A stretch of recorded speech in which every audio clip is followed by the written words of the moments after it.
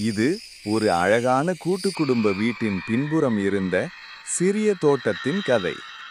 அந்த தோட்டத்தில் மூவர்ணமாக ஜொலிக்கும் மலர்களும் மெதுவாக இசை போல ஒலிக்கும் இலைகளும் இருந்ததால் அது அனைவருக்கும் மிகவும் விசேஷமாக இருந்தது. ஒரு நாள் அந்த தோட்டம் சாதாரணமல்ல என்பதை குழந்தைகள் உணரத் தொடங்கினர்.